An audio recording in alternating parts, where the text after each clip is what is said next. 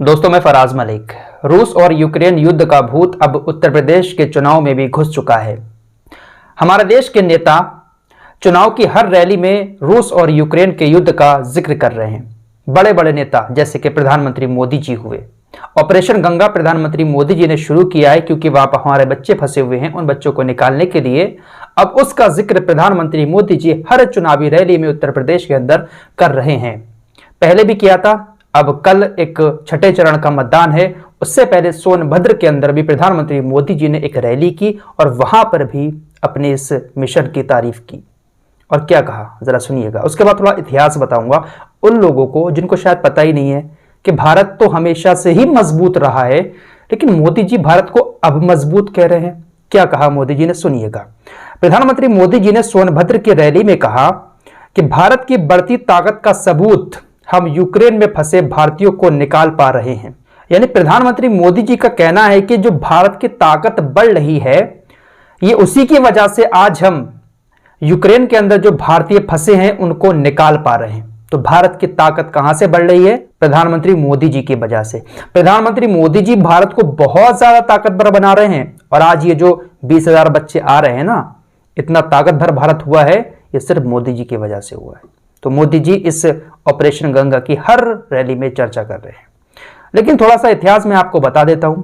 अच्छा काम है, मोदी जी बच्चों को लेकर आ रहे हैं, सराहना करते हैं हम भारत सरकार की, और सुरक्षित बच्चे हमारे यहां पर आ जाए। हम क्रिटिसाइज नहीं कर रहे हैं, लेकिन भारत तो हमेशा से ही मजबूत रहा है, हम बस इतना बताना चाहते हैं। लेकिन इससे पहले आप लोगों को मीडिया की भी रिपोर्टिंग दिखा देते हैं कि किस तरह की रिपोर्टिंग मीडिया कर रहा है। यूक्रेन के बॉर्डर पर मोदी की सेना, जी न्यूज ने चलाया कि यूक्रेन के बॉर्डर पर मोदी की सेना। अब ये सेना आर्मी नहीं है।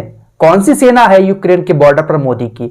4 मंत्री भेजे हैं मोदी सरकार ने कि जाइए वहां पर बच्चों का हालचाल जानिए। तो उसी को लेकर कहा गया है जी न्यूज की तरफ से कि यूक्रेन के बॉर्डर पर मोदी की सेना। साथ ही साथ ये लोग जल्दबाजी में खबर दिखाने के चक्कर में देखिए क्या लिख रहे हैं। यूक्रेन में मारे गए छात्र से पीएम ने की बात।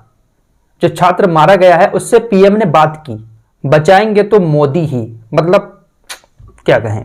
फिलहाल थोड़ा सा इतिहास आपको बताने की कोशिश करते हैं कि भारत पहले से ताकतवर है और दुनिया का सबसे बड़ा मिशन 1991 में जो खाड़ी के अंदर जंग हुई थी, उस दौरान भारत सरकार ने किया था। तकरीबन 1.5 लाख से ज्यादा फंसे हुए भारतीयों को कुवैत से निकालकर भारत के अंदर लाया गया था जब खाड़ी के अंदर युद्ध छिड़ा था। 2 अगस्त 1990 को सद्दाम हुसैन, जो इराक के उस वक्त एक बहुत बड़े शासक थे, उन्होंने कुवैत के ऊपर हमला किया।